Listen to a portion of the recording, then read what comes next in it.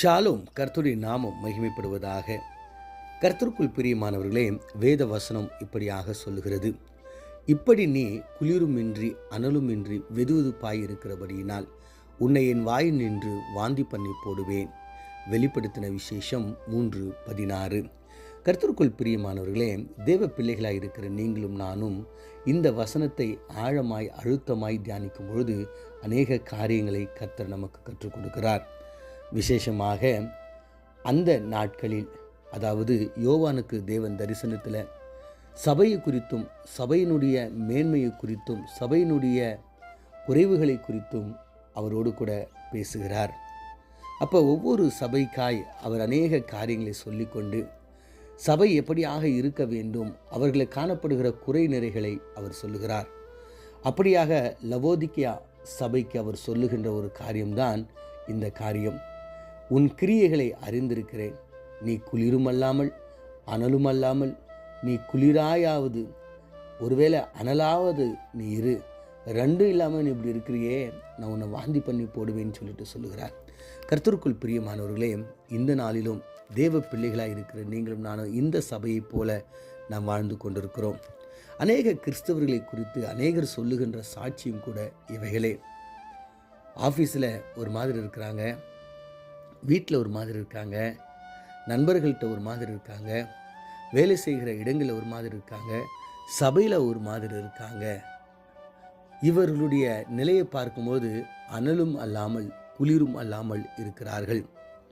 நிறைய இடங்களில் நான் கேட்டிருக்கிற சாட்சி என்னன்னா, சர்ச்சுக்கு இவங்க போகிறாங்க, சர்ச்சில் இவங்க ஆவியோடும் அபிஷேகத்தோடும் நிறைஞ்சு எவ்வளவு ஒரு உன்னதமான ஒரு நிலைக்கு அவங்க கொண்டு போகிறாங்க. Sister price allot, pastor price allot, சர்ச்சில் போயிட்டு முன்னாடி எல்லா வேலைகளும் செய்து சர்ச்சில் அநேக விதமான காரியங்களை பங்கு பெற்று நன்கொடை காரியங்கள், காணிக்கை காரியங்கள், மற்ற எந்த விஷயமா இருக்கட்டும் இவங்க முன்னாடி இருப்பாங்க. ஆனால் சர்ச்சிலேருந்து வெளியே வந்த உடனே அந்த போதனைகள், அந்த காரியங்கள் எல்லாவற்றிலிருந்தும் அவர்கள் மாறுபாடாய் காணப்படுவார்கள்.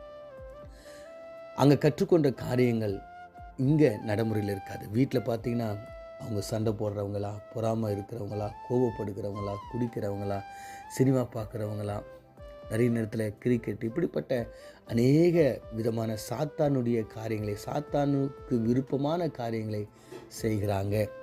தேவனுக்கு விருப்பமான காரியத்தை அவர்கள் செய்ய மறந்து போயிடுறாங்க. அப்போ சபையில் ஒரு வாழ்க்கை, சபைக்குள்ளான ஒரு வாழ்க்கையை நம்ம பார்க்குறோம். அப்போ சபையை விட்டு வெளியே வரும்பொழுது ஒரு வாழ்க்கை, நண்பர்களோடு கூட ஒரு வாழ்க்கை, வேலை செய்கிற இடங்களில் ஒரு வாழ்க்கை. அப்போ ஆண்டவர் சொல்கிறார், நீ இப்படி அனலும் இல்லாமல் குளிரும் இல்லாமல் இருக்கிறியே, இங்கே சபையில் நீ நல்லா இருக்கிற, வெளியே போனால் நீ பாவம் செய்கிறியே, அங்கே எல்லாத்தையும் அனுபவிக்கிற, உலகத்தையும் உலகத்தில் காணப்படுகிற எல்லா பாவங்களையும் இச்சைகளையும் அனுபவிக்கிற, எல்லாம் செய்கிற, அப்புறம் சர்ச்சுக்கு வர. அப்போ சர்ச்சில் வந்து நீ எல்லாவற்றையும் பண்ணுற, திரும்ப போய் அப்படி இருக்கிற. அப்போ நீ இப்படி இருந்தனா நான் உன்னை வாந்தி பண்ணி போடுவேன். அதாவது தேவனுடைய பிள்ளைகளாய் இருக்க நமக்கு அதிகாரம் இல்லை, பரலோக ராஜ்யத்தை பெற்றுக்கொள்ள நமக்கு அதிகாரம் இல்லை, பரலோகத்தில் வாரிசாய் நாம் மாறுவதற்கு நாம் அதிகாரம் இல்லாமல் போகிறோம். கர்த்தருக்குள் பிரியமானவர்களே, தேவனுடைய பிள்ளைகளாய் நாம் இருக்க வேண்டும் என்றால் அவருடைய ஆசீர்வாதத்தையும் அவருடைய கிருபையும் அவருடைய அன்பையும் அவருடைய இரக்கத்தையும் அவருடைய தயவையும் நாம் பெற்றுக்கொள்ள வேண்டும் என்றால் நாம் ஒரே ஒரு சிந்தை கொண்டவர்களாய், ஒருவேளை தேவனுக்கு விருப்பமான காரியங்களை நாம் செய்கிறவர்களாய், ஆவியில் நாம் நிறைந்து தேவனுடைய சித்தத்தை செய்கிறவர்களாய், ஒருவேளை அனலாய் இல்லை ஒருவேளை குளிராய் ஏதாவது ஒரு நிலையில் நாம் நிற்க வேண்டும்.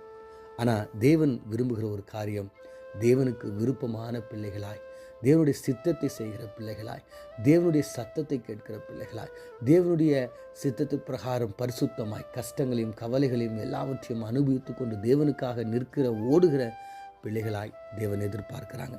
இன்றைக்கி நீங்கள் எப்படி இருக்கிறீங்க? அனலாக இருக்கிறீங்களா, குளிராக இருக்கிறீங்களா?